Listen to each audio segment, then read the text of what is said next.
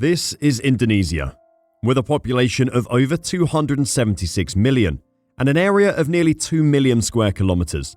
It's the biggest country in Southeast Asia by both population and size. In fact, it's home to over 17,000 islands, spanning over 5,000 kilometers. Nevertheless, when most people think of economic superpowers, they may think of countries such as the United States or China. But few people take notice of Indonesia, a rapidly growing economy. Due to a series of economic drivers, it's set to become the fourth biggest economy in the world by 2050, expecting to boast a GDP of $10.5 trillion, ranking ahead of countries such as Japan, Germany, and the United Kingdom. So what exactly is pushing Indonesia to become a global economic superpower in just a few decades? In this video, we'll be discussing exactly this question, where we'll go through the main reasons pushing the country to superpower status, as well as the possible drawbacks the country might face. Starting off with one of the biggest economic drivers is the country's population. You see, as previously mentioned, Indonesia has a population of over 276 million people, which ranks it as the fourth most populated country in the world. On top of that, it's predicted that its population will continue to grow at a modest pace, with a growth of 0.6% per year until 2050. By comparison, most developed countries are expecting a very small changes in their population sizes, many even declining. So what does a large and growing population mean for Indonesia's economy? Well, these aspects are key, as a large population offers an economy a higher degree of production. Speaking simply, the more people there are, the more goods that can be produced, thus increasing the size of an economy. On top of that, Indonesia's age structure can be highly advantageous, as it has a relatively high proportion of people in the working age. You see, many developed countries have an aging population. This means that a large proportion of the population will not be in the workforce, which hinders economic growth. However, Indonesia's population is still relatively young, and because it's growing at a modest rate, it may not have to worry about having an aging population. So, because Indonesia has and will have a relatively high proportion of people in the working age, it opens a great deal of room for economic growth.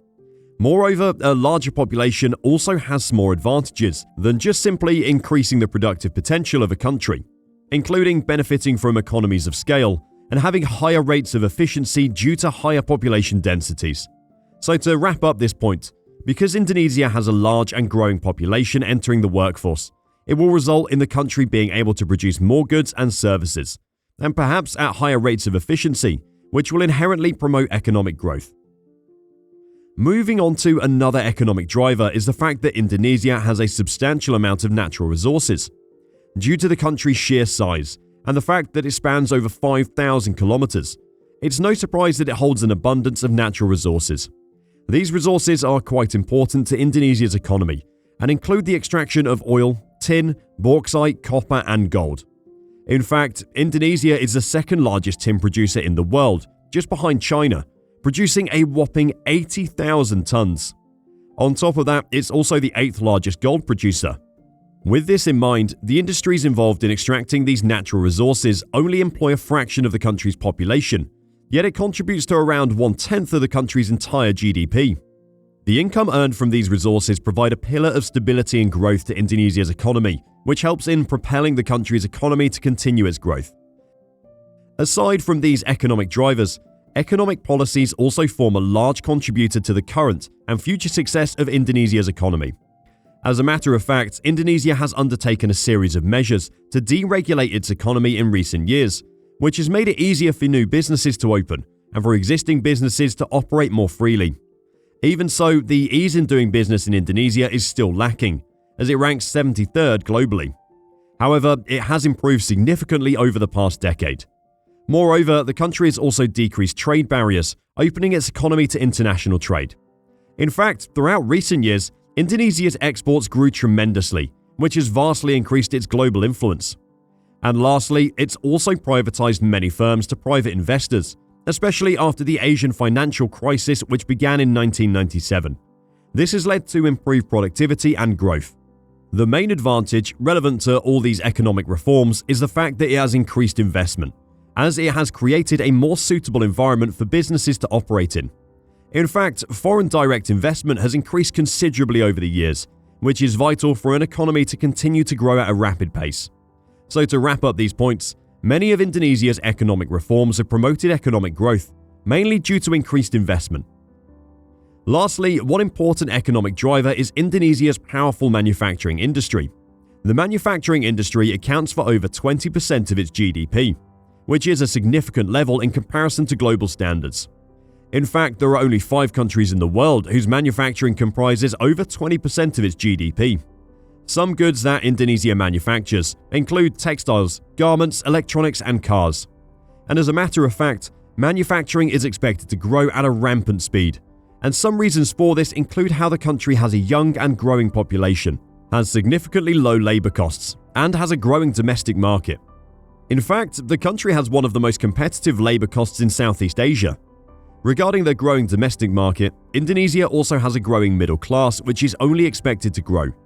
This presents opportunities for firms as these people are prepared to spend more money, which also attracts foreign investment and encourages new firms to be set up, further propelling the economy to grow. So, to wrap up this point, manufacturing accounts for a large percentage of Indonesia's economic output. And because it's expected to grow rapidly in the coming years, it contributes significantly to the growth of the country's economy. Now, so far we've discussed the main economic drivers of Indonesia's economy, but what are some possible drawbacks? Well, one possible drawback is the country's infrastructure. You see, according to several reports, there is a significant need to improve the quality of roads, ports, airports, railways, water, and power plants.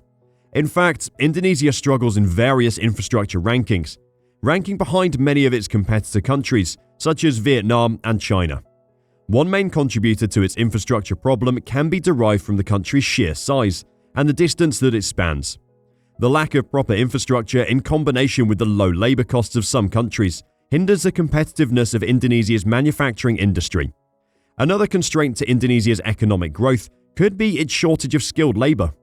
You see, according to a report performed by several institutions, Indonesia ranks around 54th in the world in terms of the educational system, with some surveys suggesting that businesses and academic institutions believe that graduates from Indonesia lack certain skills, collaboration, planning, and preparedness for jobs. This can constrain economic growth as many manufacturing and technical jobs are left unfulfilled. These main drawbacks, among a few others, may hinder Indonesia's economic potential. To conclude this video, Indonesia's economy is said to grow at a rapid rate until at least 2050, with some predictions reporting that it will become the 4th biggest economy in the world, topping countries such as the UK and Japan. This can be attributed to several reasons, including a large and growing population, a strong manufacturing industry, abundant natural resources, and a set of successful economic reforms. However, there are some drawbacks. These main drawbacks include a need to improve infrastructure and a lacking educational system, among a few others. With this in mind, we want to thank you for watching this episode, and we hope to see you in the next one.